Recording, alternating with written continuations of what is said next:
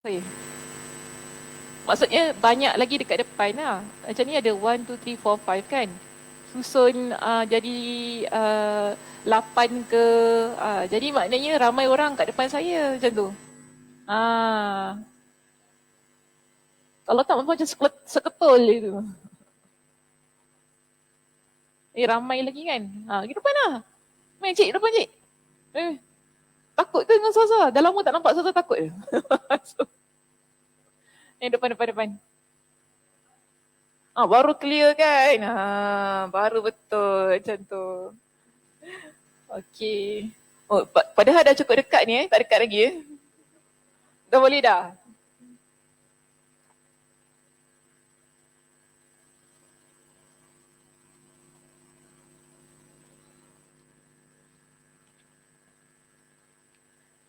Okey, hari tu kita berhenti dekat mana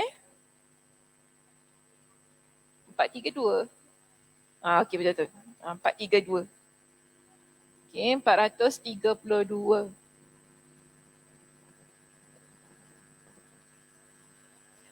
432 last paragraph. Second last paragraph.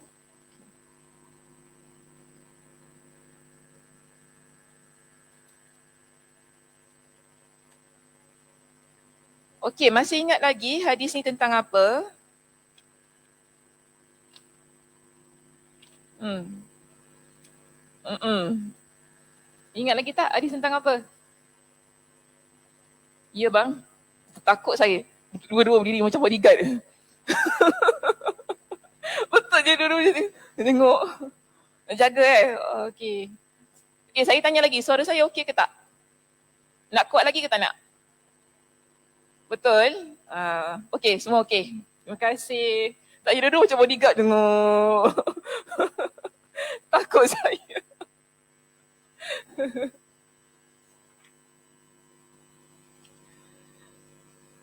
Ingat lagi tak macam mana? Hadis. Cerita pasal apa? Okey, sebelum tu. Macam mana cakap Cerita dia macam mana? Cerita hadis ni macam mana? Okey.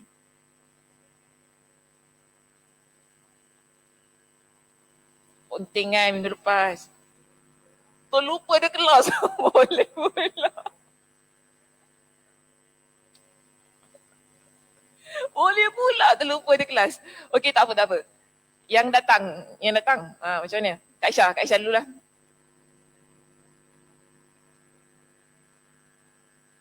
Tentang delegasi yang jumpa Nabi SAW, ada satu grup, dia jumpa dengan Nabi SAW. Okey, grup ni nak apa? Dia cakap apa? Okay, dia cakap apa? Grup ni cakap apa? Iman. Daripada tadi iman. Anak saudara saya iman kat rumah tu. Ya, saya tahu cerita pasal iman. Okey, tapi dia cakap apa dengan Nabi SAW? Macam mana? Sorry, saya tak dengar. Kuat sikit. Perjanjian Hudaibiyah. Kenapa tiba-tiba masuk perjanjian Hudaibiyah? Saya ada cakap ke minggu lepas? Tak, saya pun tak ingat. Tak ada. Kenapa ketawa? Subhanallah. Kita cerita tentang ada kabilah kan. Okay, kabilah ni namanya kabilah Rabi'ah. Rabi'ah bukan Rabi'ah. Itu Ghazal untuk Rabi'ah. Itu lagu apa? Ah, itu Ghazal untuk Rabi'ah. Ini Rabi'ah. Okay, Rabi'ah. Uh, ada kabilah Rabi'ah, dia datang jumpa dengan Nabi. Okay. Bila dia datang jumpa dengan Nabi, mereka kata apa?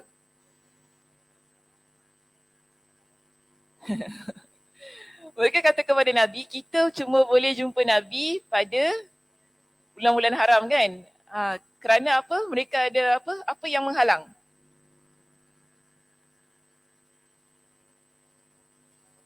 Ada kabilah Mudar. Betul? Okay, kabilah Mudar ni siapa? Mereka tak beriman kepada Allah. Okey, kenapa mereka ni jadi penghalang? Oh stres Kak Aisyah pagi-pagi. Ya Allah dah kena tanya macam-macam. Stres tak? Okey, kabilah Mudar ni dia duduk dekat mana? Bukan, ya Allah ya Tuhan kau. Main tembak je si Liza ni tau. Dia tak duduk kat Madinah. Kabilah Mudar ni ialah orang yang tak beriman kepada Allah. Maknanya mereka ni kumpulan ataupun satu perkampungan yang satu kampung tak beriman kepada Allah. Okay, jadi kabilah Rabi'ah, bila mereka nak pergi Madinah, mereka kena lalu kampung yang tak beriman kepada Allah ini. Kalau mereka keluar pada bulan-bulan yang tidak diharamkan, okay, nanti kita bincangkan bulan-bulan tidak diharamkan itu apa.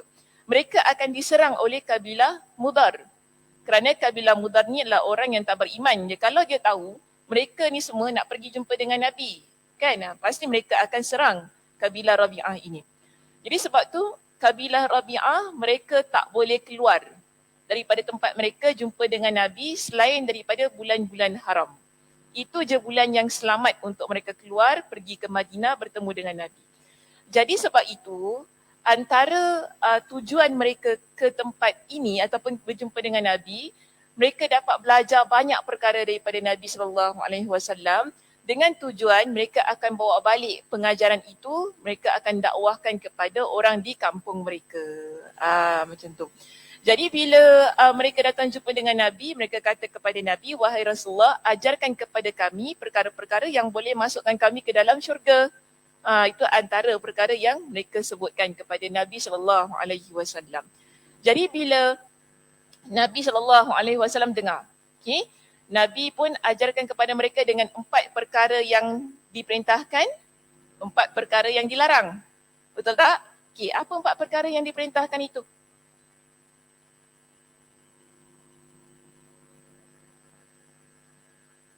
Mengucap 2 kalimah syahadah lagi, bayar zakat, solat lagi, bayar 1/5 harta rampasan perang. Itu 4. 4 yang diperintahkan, yang dilarang. Yang diperintahkan. Kalau yang dilarang apa? Hentam lagi. Ingat tak pasal hentam tu? 4 perkara yang dilarang. Ad-duba, al-hantam lagi, an-nakir, al-muqayyar. Okay, ada 4 perkara yang Nabi SAW sebutkan kepada mereka. Okey, baik. Baru saya boleh masuk ya kepada syarah hadis ini. Lihat muka surat 432.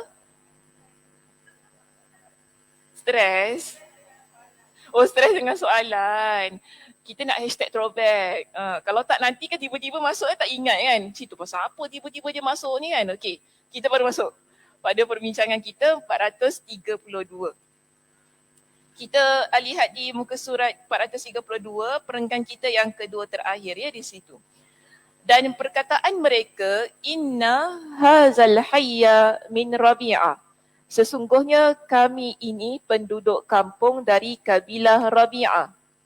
Jadi mereka datang jumpa dengan Nabi, mereka kata, kita ni penduduk kampung daripada kabilah Rabi'ah.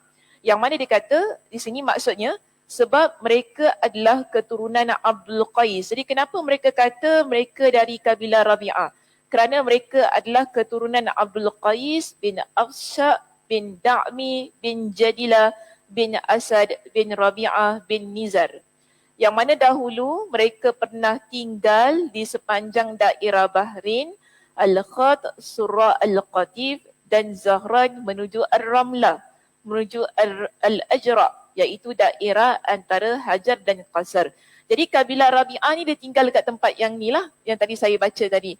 Ataupun kita kata di sini mereka merupakan keturunan Abdul Qais bin Afsha. Kita ingat itu je sudah senang. Selain itu, mereka juga tinggal di kawasan Bainuna, Al-Jawf, Al-Uyun dan Al-Ahsa. Bahkan sampai pada perbatasannya, itulah yang disebutkan oleh penulis kitab At-Tahrir. Baik, kita tadi ada perkataan mereka, inna hazal hayya, sesungguhnya kami adalah penduduk kampung. yakni dengan menasabkan kata al-hayya yang berfungsi sebagai takhsis. Takhsis ni maksudnya pengkhususan. Okey, pengkhususan. Syekh Abu Amr bin As-Salah berkata, kami lebih cenderung menasabkan kata al-hayya sebagai takhsis. Adapun jumlah khabar, okey itu tak apalah. Sampai situ saja. Terus masuk muka surat 433, perenggan yang pertama yang kita nak fahami daripada inna hazal hayya di sini ialah sesungguhnya kami ini adalah penduduk kampung dari kabilah Rabi'ah. Sedangkan pada riwayat lain disebutkan inna hayyu min Rabi'ah. Sesungguhnya kami adalah penduduk kampung dari kabilah Rabi'ah. Makna al-hayyu menurut penulis kitab Al-Matali' adalah sebutan untuk sebuah kampung satu kabilah. Kemudian kabilah itu dinamakan dan dinisbahkan kepadanya kerana sebahagian mereka saling menghidupi antara satu dengan yang lain. Jadi kita tadi dalam hadis ini ada perkataan inna hazal al-hayyu. Al-hayyu tu maksudnya kampung. Okey, kampung. Yang mana kampung ini disandarkan kepada satu kabilah, iaitu kabilah Rabi'ah. Jadi bila kita kata inna hazal hayy, maksudnya sesungguhnya kami ini kabilah daripada kampung Rabi'ah. Dia macam gitu maksudnya. Kemudian dia kata di sini, perkataan mereka, orang-orang kafir kabilah Mudar telah menghalangi antara kami dan engkau. Sebab orang-orang kafir dari kabilah Mudar berada di antara mereka dan antara kota Madinah. Sehingga mereka tidak mungkin dapat sampai ke Madinah kecuali dengan melewati mereka. Ni yang saya tanya tadi. Kan kabilah Rabi'ah dan kabilah Mudar itu siapa? Kenapa mereka ni wujud dalam dialog ini? Jadi sebab tu di sini mereka kata kami kabilah Rabi'ah dan kami ni tak boleh nak sampai kepada Nabi kerana ada kabilah Mudar yang menghalangi kami, iaitu kabilah yang ada di antara kabilah Rabi'ah dan juga kabilah dan di antara kota Madinah dan juga mereka. Jadi mereka tak dapat sampai kepada Nabi SAW kecuali kalau mereka akan lalu daripada akan lalu ke tempat itu. Okey. Baik, di sini kita lihat. Perkataan mereka fala nakhlusu ilaika illa fi syahril harami. Dan kami tidak boleh sampai kepadamu kecuali di bulan haram. Okey, makna nakhlusu adalah sampai. Sedangkan makna perkataan mereka adalah kami tidak mampu sampai kepadamu kerana khawatir terhadap musuh-musuh kami iaitu orang-orang kafir kecuali pada bulan haram. Sebab pada bulan-bulan tersebut mereka tidak akan menghalangi kami sebagaimana kebiasaan orang-orang Arab adalah mengagungkan bulan-bulan haram dan menahan diri untuk tidak berperang di dalam bulan-bulan tersebut. Okey, dia macam gini tau.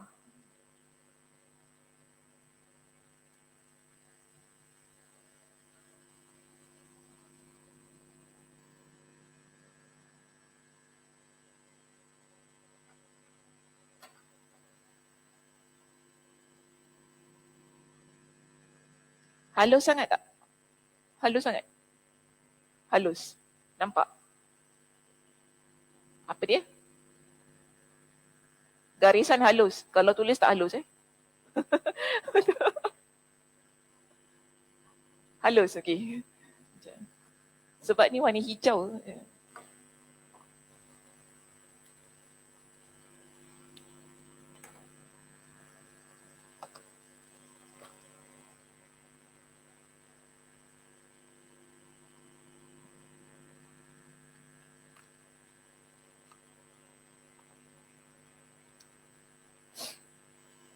Okey, kabilah Rabi'ah tadi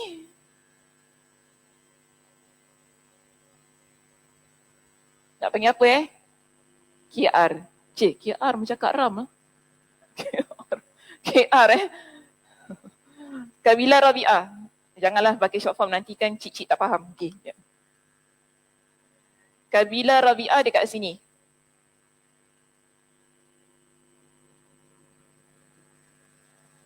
Ni saya bagi contoh Kemudian kita ada kat sini kabilah Mudar.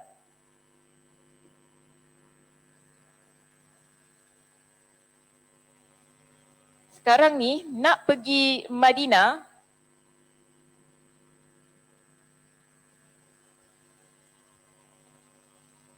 kabilah Rabi'ah kena jumpa kabilah Mudar dulu. Jadi mereka ni kafir. Jangan cakap kafir lah. Tak beriman. Okay, tak beriman kepada Allah. Dan mereka tak suka kalau sesiapa yang nak pergi Madinah. Okay. Jadi bila nak pergi Madinah tu mesti nak kena lalu kabilah Mudar ni. Dan kabilah Rabi'ah, mereka kata kita tak boleh nak selalu jumpa dengan Nabi. Sebab isu yang macam ni. Bila isu ni berlaku, apa yang mereka buat? Okay, solutionnya ialah kita keluar jumpa Nabi masa bulan-bulan haram. Sebab tu tadi mereka kata fala nakhlus. Kami tak boleh sampai. Kita nak sampai sini, okay? Kita kena pergi masa bulan-bulan haram sahaja. Dia macam tu. Jadi mereka kata kepada Nabi, sebab tu kalau kita nak jumpa dengan Nabi, bila kita kena jumpa dengan kabilah Mudar ni nanti perang. Setiap kali nak keluar dia mesti perang. Sebab apa? Mereka kata mereka ni tak beriman kepada Allah dan mereka ni memang pantang lah. Nak pergi jumpa Rasulullah ke? Nak pergi jumpa Muhammad ke? Tak boleh. Nak jumpa Muhammad, langkah mayat aku dulu. Dia macam gitu kes dia. Okay, langkah mayat aku dulu. Jadi sebab itu di sini, kabilah Rabi'ah ni mereka tak nak perang. Sebab kita ni orang Islam kan, kita tak suka perang-perang, waste time semua kan. Nanti kerana semata-mata nak pergi jumpa Nabi, ramai yang terkorban orang kampung ni. So mereka ambil satu kesimpulan, kita boleh pergi jumpa Nabi, tapi kita choose bulan-bulan yang haram sahaja. Kerana begini, orang Arab, pada sebelum zaman Nabi SAW lagi, maknanya sebelum datang Islam ni, bulan-bulan haram ni memang satu bulan yang diagungkan oleh mereka. Tak kira sebelum Islam ataupun selepas Islam. Jadi standard adat, dia jadi adat orang Arab.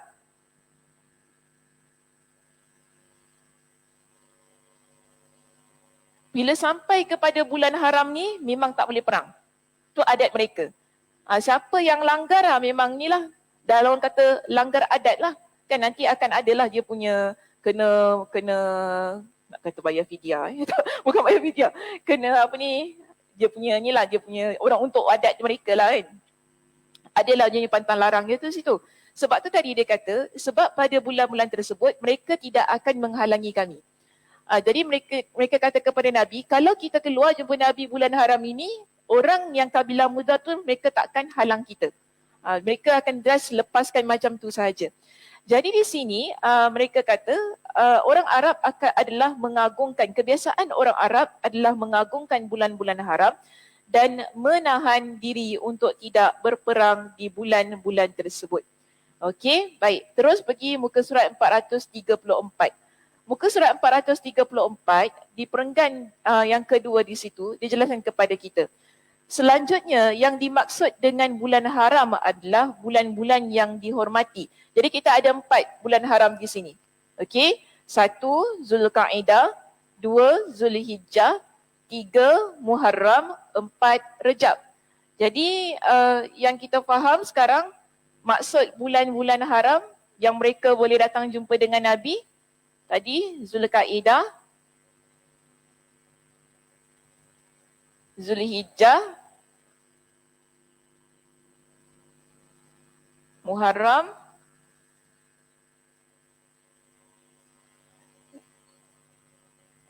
bulan Rejab. 4 bulan ni sahaja yang mana mereka selamat untuk bertemu dengan Nabi SAW.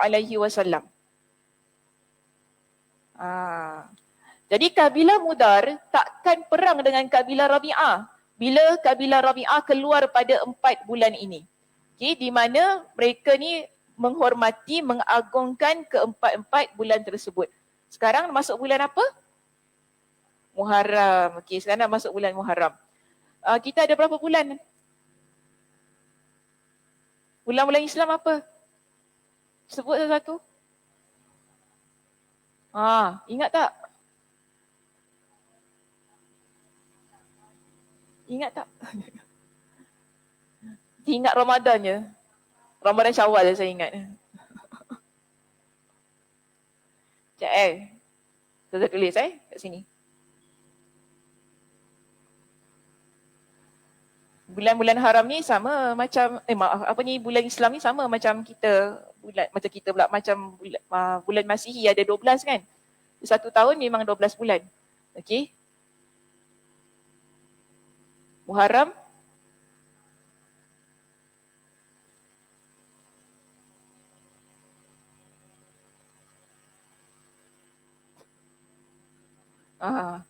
Arbi.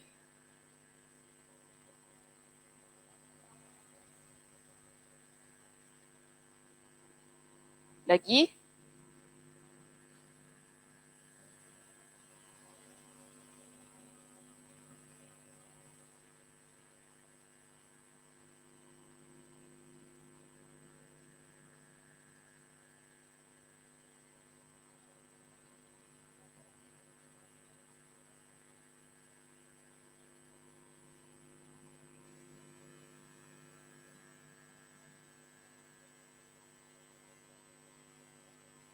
Zulkaidah, Zulhijjah.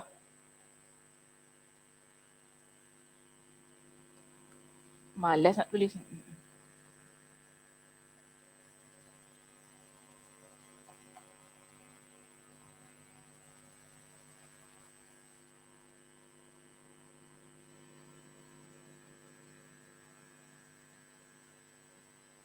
Okay, so kita ada 12 bulan,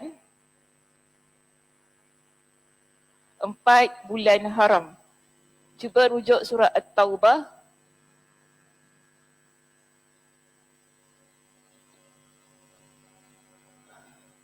Ayat 36. Okey. Dalam surah At-Taubah ayat 36, Allah Subhanahu Wa Taala berfirman tentang bulan-bulan ni lah. Ini dah menjadi ketetapan Allah Subhanahu Wa Taala. Kita tak kata ini adalah yang ditetapkan oleh manusia. Allah kata apa? Inna iddatash syuhuri 'indallahi 12 syahran. Sesungguhnya bilangan bulan-bulan ni di sisi Allah ni ada 12 bulan. Okay, kita ada 12 bulan tu tadi kan. Muharram, Safar ni semua 12 bulan. Allah kata dalam hidup kita ni kita ada 12 bulan dan di sisi Allah Subhanahu Wa Taala ada 12 bulan fi kitabillahi yauma khalaqas samawati wal ard. Sejak langit dan bumi diciptakan 12 bulan ni memang dah Allah Subhanahu Wa Taala tetapkan. Kemudian Allah kata apa? Minha arba'atun hurum. Antara 12 bulan ini ada 4 yang menjadi bulan yang haram. Allah sebutkan begitu. Zalika ad-dinul qayyim fala tazlimu fihinna anfusakum. Itu adalah ketetapan agama, maka janganlah kalian menzalimi diri kalian pada 4 bulan yang haram itu. 4 bulan haram tadi saya dah sebutkan. Muharram, Zulkaidah, Zulhijjah, Rejab. Jadi 4 bulan ini Allah kata apa? Fala tazlimu anfusakum. Jangan kalian menzalimi diri kalian, maknanya jangan buat dosa pada 4 bulan ini. Bukan nak kata bulan lain boleh buat dosa, bukan gitu. Ya, nanti tiba-tiba kata gitu, oh bulan lain kita buat dosa lah ya, bulan Safar ni. Tunggu Muharram habis, Safar kita buat dosa. Dia bukan gitu. Tapi yang nak kata di sini, siapa yang buat dosa, kalau kita rujuk dalam kitab tafsir Imam Ibn Kathir, dia jelaskan, siapa yang buat dosa pada 4 bulan haram ini, dosanya akan jadi lebih besar. Okay, dosa tu besar, tapi kalau kita buat pada bulan-bulan haram, dia akan lebih bertambah besar. Maksudnya siksaan Allah Subhanahu Wa Taala makin berganda. Contoh, kalau kita buat dosa dekat tanah haram, sama juga. Jadi ada dalam kehidupan kita ini waktu-waktu di mana Allah Subhanahu Wa Taala dah tetapkan. Okey. Buat dosa, yes, kita akan buat dosa tak lepas daripada buat dosa. Bila-bila masa kadang-kadang kita pun tak sedar kita buat dosa kan. Tetapi ada bulan di sini, 4 bulan ini, Allah kata kalau kita buat dosa pada 4 bulan ini, maka dosa kita akan digandakan. Kalau kita buat dosa kecil tu akan jadi besar macam tu. Kalau buat dosa besar, makin jadi besar. Maksudnya di situ ialah hukuman dan azab makin lebih pedih kalau sekiranya dosa dilakukan pada bulan-bulan haram. Sebab tu pada bulan-bulan haram ini kita kena banyak bertaubat kepada Allah Subhanahu Wa Taala. Dan ada banyak fadilat-fadilat pada bulan-bulan haram ini. Di mana di situ pada bulan, contohnya pada bulan Muharram sendirilah, kita dah masuk awal bulan Muharram ini. Dikatakan bahawa bulan ini adalah syahrullah. Bulan Muharram adalah bulan Allah. Allah Subhanahu Wa Taala tak sandarkan bulan-bulan lain pada nama dia. Tapi bila masuk pada bulan Muharram, Allah sandarkan ia sebagai Syahrullah, bulan Allah. Itu menunjukkan kalau kita buat dosa pada bulan Syahrullah itu, bulan Muharram ini, dosanya dahsyat. Makin besar jadinya. Dan Nabi SAW dilihat bulan Muharram ni antara bulan yang paling banyak Nabi berpuasa. Kalau nak dibandingkan dengan bulan-bulan lain. Ini kelebihan lah yang ada pada bulan Muharram. Jadi yang kita faham di sini, Allah Subhanahu Wa Taala ingin ingatkan kepada kita menerusi surah At-Taubah ayat 39 itu tadi, perlu banyak berhati-hati dalam kehidupan. Dan kita kena perlu rebut peluang ini supaya kita akan jadi orang yang banyak bertaubat kepada Allah Subhanahu Wa Taala. Jadi bila kita jumpa pada 4 bulan tersebut, dan sekarang kita jumpa pada bulan Muharram, ya, Alhamdulillah Allah Subhanahu Wa Taala sempatkan kita untuk bertemu dengan bulan ini. Ia merupakan satu peluang untuk kita terus merebut peluang taubat yang Allah Subhanahu Wa Taala berikan kepada kita. Jadi kalau kita bertaubat pada bulan ini, Masya Allah Tabarakallah lah, orang yang dia buat jahat, kalau orang buat jahat pada bulan ini, Allah gandakan dosa dia. Kalau kita buat baik, Allah gandakan kebaikan kita. Dia begitu. Okey. Jadi di sini kita lihat penerangan yang dia berikan berkenaan dengan bulan-bulan haram itu tadi, 4 bulan ini. Keempat bulan ini iaitu Zulqa'dah, Zulhijjah, Muharram, Rajab. Keempat bulan ini adalah bulan-bulan haram menurut ijma' para ulama'. Akan tetapi, para ulama' berbeza pendapat tentang hitungannya, iaitu perkiraannya. Al-Imam Abu Ja'far An-Nahas telah meriwayatkan 2 pendapat di dalam kitabnya Sina'atul Kitab. Dia berkata, orang-orang Kufah berpendapat bahawa bulan haram dimulai dari Muharram, Rajab, Zulqa'dah dan Zulhijjah. Alasannya adalah dengan begitu rangkaian bulan-bulan haram boleh terkumpul dalam 1 tahun. Okay, jadi 1 tahun kita lihat bulan-bulan haram itu bermula daripada, ini pendapat ahli Kufah, dia bermula daripada Muharram, Rajab, Zulqa'dah, Zulhijjah. Menurut dia kalau kita ambil bulan haram ini bermula daripada Muharram, bermakna bulan-bulan haram itu ada dalam 1 tahun. Komplit begitu. Tapi kalau ikut kepada pendapat daripada penduduk Madinah, iaitu orang-orang Madinah, mereka berpendapat bahawa bulan haram ini dia bermula daripada Zulqa'dah. Yang bawah tu Zulqa'dah, Zulhijjah, Muharram dan Rajab. Akan tetapi pendapat ini diingkari oleh sebahagian ulama. Sebab jika urutannya seperti ini, maka bulan-bulan haram terjadi dalam kurun waktu 2 tahun. Kenapa ada di kalangan para ulama mereka tak terima ataupun mereka tak setuju dengan pendapat penduduk Madinah? Dijelaskan kepada kita, kalau ikut kepada pendapat penduduk Madinah, nanti bulan haram tu dia berlaku pada 2 tahun. Okay, sebab kita setiap tahun kita bermula daripada bulan Muharram. Kalau kita mula bulan haram itu daripada Zulqa'dah, Zulhijjah dah hujung tahun dah. Kan? Macam kita kata November, Disember. Contoh gitu kan? Kemudian kalau kita terus sambung Muharram dengan Rajab, bermakna kita ada 2 tahun. Untuk mengatakan bulan-bulan haram itu berlaku. Okey, tapi itu tak jadi masalah sangatlah bila bermula ataupun bila berakhir kan berkenaan dengan bulan-bulan haram ini. Cuma yang kita faham di sini ialah apa yang disebutkan oleh penduduk Madinah, pendapat penduduk Madinah yang kata Bulan-bulan haram bermula daripada bulan Zulqa'dah, Zulhijjah, Muharram dan Rejab. Bukan bermula daripada Muharram, Rejab, Zulqa'dah dan Zulhijjah. Sebab kita tak ikut tahun. Okey, maksud kita tak ikut dia 1 tahun berlaku begitu. Tetapi kita ikut sebagaimana yang disebutkan oleh Nabi SAW. Kalau kita rujuk dalam riwayat Imam Ahmad, ini yang berlaku, ini yang terdapat pada perenggan yang berikutnya. Namun dari sekian pendapat yang ada, maka pendapat yang lebih utama adalah apa yang dikatakan oleh penduduk Madinah.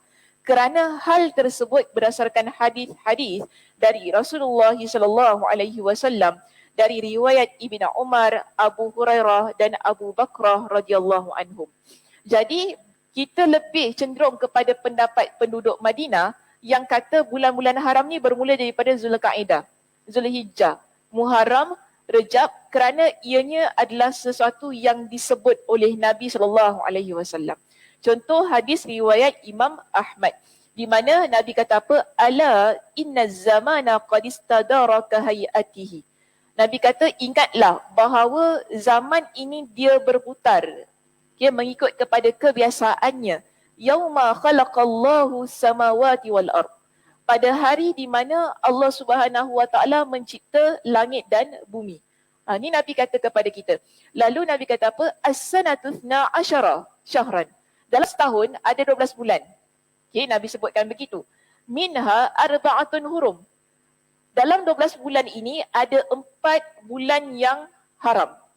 Lalu Nabi sebut thalathun mutawaliyatun. Ada 3 bulan haram ini dia berlaku secara berturut-turut. Iaitu Zulqa'dah, Zulhijjah, Muharram. Dia straight kan? Dia berlaku berturut-turut. Lalu Nabi kata apa? Warajab mudaral ladzi baina Jumada wa Sya'ban. Kemudian kita ada bulan Rejab yang mana ia berlaku antara Jamadil Akhir dan juga Sya'ban. Okey. Jadi berdasarkan daripada hadis yang baru saya baca itu tadi, di kalangan para ulama, mereka lebih cenderung untuk mengikut pendapat penduduk Madinah yang kata bulan-bulan haram ini dia bermula daripada Zulqa'dah, bukan Muharram. Kalau awal tahun, yes, kita kata dia bermula daripada bulan Muharram. Tapi kalau bulan-bulan haram, ia bermula daripada bulan Zulqa'dah. Okay, sebab itu kita pilih kepada pendapat penduduk Madinah. Baik, Seterusnya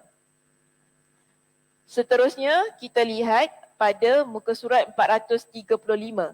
Okay, yang lain tu saya tak nak sentuh sebab dia cuma ulang balik hadis-hadis yang dah kita baca pada minggu lepas. Jadi kalau lihat 435 di perenggan yang akhir sekali, bawah itu. Di sini dia sebutkan tentang permasalahan. Permasalahan itu terdapat pada sabda baginda sallallahu alaihi wasallam. Aku perintahkan kalian 4 perkara. Padahal yang disebut di dalam kebanyakan riwayat adalah 5 perkara.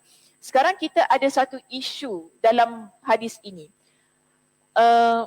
Nabi SAW tadi bila diminta oleh kabilah Rabi'ah supaya beritahu mereka hal-hal yang boleh memasukkan mereka ke dalam syurga, Nabi sebut 4 perkara yang diperintahkan. Cuma dalam hadis kita ada 5. Okey, bila kita baca hadis-hadis kita, Nabi sebut 5. Kenapa pula macam tu? Sedangkan asalnya Nabi kata 4. Kenapa jadi 5? Okey, baik, kita bincang begini ya. Para ulama berbeza pendapat di dalam menjawab permasalahan itu. Pendapat yang paling nampak adalah yang telah dikatakan oleh Imam Ibn Battal rahimahullah dalam kitab Syarah Sahih Al-Bukhari, yang mana dia berkata, beliau memerintahkan mereka dengan 4 perkara yang telah dijanjikannya kepada mereka. Lalu beliau menambahkan perkara kelima untuk mereka. Okey, 4 perkara apa yang Nabi sebut? Salah perkara. 4 perkara apa yang Nabi sebut kepada mereka? Sila lihat balik dan ulang kembali. Ia berkaitan dengan iman kan? Tadi yang Kak Aisyah sebut. Iman. Okey. 4 perkara yang Nabi perintahkan kepada kabilah Rabi'ah tadi ialah berkaitan dengan keimanan. Pertama ialah mengucap 2 kalimah syahadah. Betul tak? Okey.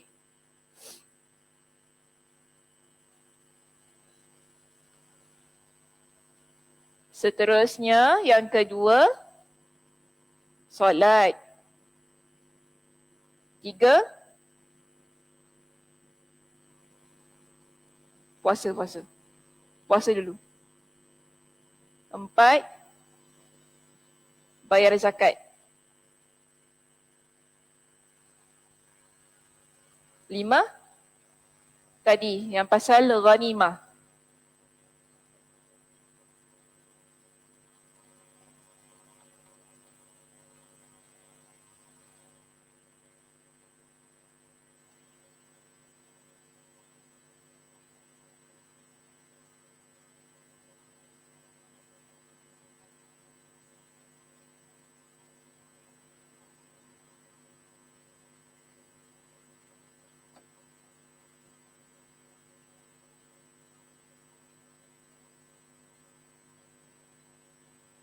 Bayar 1/5 harta ghanimah. Ghanimah ni maksudnya harta rampasan perang yang mereka dapatkan. Baik, sepanjang kita belajar, kita sebut tentang rukun Islam ni, pernah tak kita dengar pasal nombor 5 ni? Tak pernah kan? Selalu apa? Nombor 5 apa? Haji. Sekarang tiba-tiba masuk nombor 5 ni bayar 1/5 daripada ghanimah. Kalau 1 sampai 4 ni memang kita tahu dah. Okey, kita kena mengucap 2 kalimah syahadah, solat, bayar zakat, kan semua ni memang kita tahu. Tapi tiba-tiba kenapa masuk nombor 5 ni? Okey, baik. Di sinilah yang dijelaskan oleh Imam An-Nawawi. Kenapa hal itu berlaku? Yang mana dia kata, baginda memerintahkan mereka dengan 4 perkara yang telah dijanjikan kepada mereka. Okey, Nabi memang tadi kata, aku perintahkan kepada kalian dengan 4 perkara. 4 perkara maknanya mengucap 2 kalimah syahadah, solat, puasa, bayar zakat. Ini 4 perkara. Kemudian Nabi tambah untuk mereka ini dengan membayar 1/5 daripada ghanimah itu tadi, iaitu harta rampasan perang. Kerana mereka berdampingan dengan orang-orang kafir kabilah Mudar tadi. Kampung mereka dekat dengan kabilah Mudar. Kabilah Mudar ni suka perang. Bila-bila masa saja mereka akan berperang. Okey? Jadi kita nampak sini Nabi bila dia bagi jawapan, dia akan lihat kepada konteks orang itu. Siapa dia? Kan sebab tu jawapannya berbeza-beza. Di sini Nabi SAW tambah kerana mereka duduk berdampingan dengan orang-orang kafir kabilah Mudar yang dimungkinkan terjadinya peperangan di antara mereka sehingga mereka berhak mengeluarkan zakat ghanimah itu tadi. Jadi mereka ni banyak possibility yang mana mungkin boleh terjadi peperangan antara mereka kabilah Rabi'ah dengan kabilah Mudar. Bila berlaku peperangan, maka di situ mereka perlu untuk bayar 1/5 daripada harta ghanimah yang mereka dapatkan. Kenapa Nabi cakap siang-siang pada mereka? Sebab mereka tak sempat untuk jumpa dengan Nabi di masa akan datang. Kita kata kenapa Nabi pesan pada dia je, tak pesan pada orang lain semua? Kalau yang lain semua Nabi sempat jumpa. Mereka senang datang jumpa dengan Nabi. Tapi kalau kabilah Rabi'ah, mereka boleh datang masa bulan haram saja.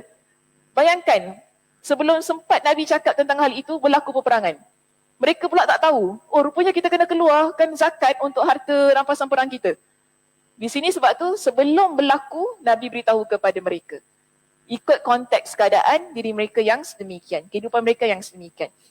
Baik, kemudiannya di sini, Syekh Abu Amr Ibn As-Salah juga berpendapat sedemikian. Maknanya kita ada 2 ulama yang memiliki pendapat yang sama. Pertama tadi Ibn Battal. Okey. Kedua ialah Syekh Abu Amr bin As-Salah. Yang mana dia kata, baginda memerintahkan mereka untuk beriman kepada Allah.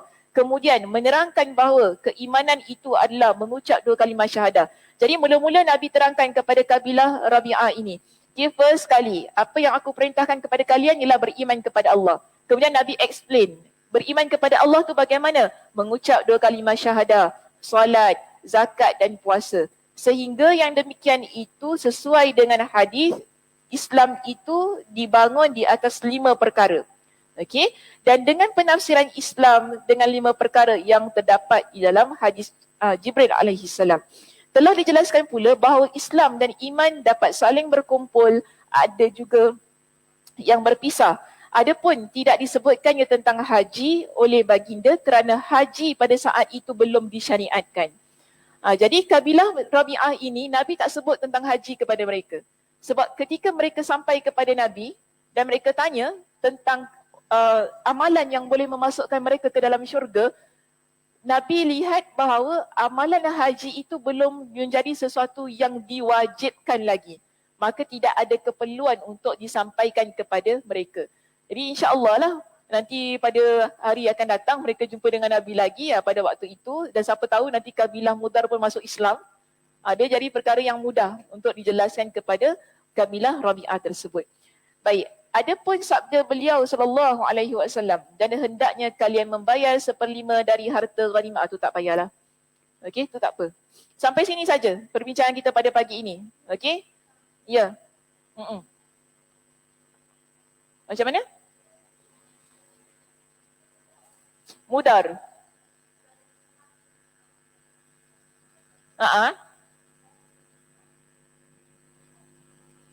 Rukun. Macam mana soalannya? Soalannya? Ni rukun Islam. Ni rukun Islam. Kan rukun Islam ada 5 kan? Nabi kata bunyal Islamu ala khamsin. Kenapa? Oh. Okey. Iman. Jangan gaduh. Sabar. Ni gaduh ke apa?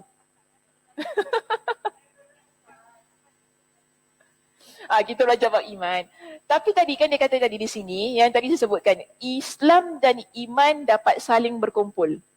Kita boleh faham, ini juga sebagai keimanan kita kepada Allah. Sebab apa? Kita kalau mengucap 2 kalimah syahadah, tapi kalau kita tak solat macam mana? Nampak tak? Iman dan Islam dia saling berkait rapat. Ramai orang boleh mengucap 2 kalimah syahadah.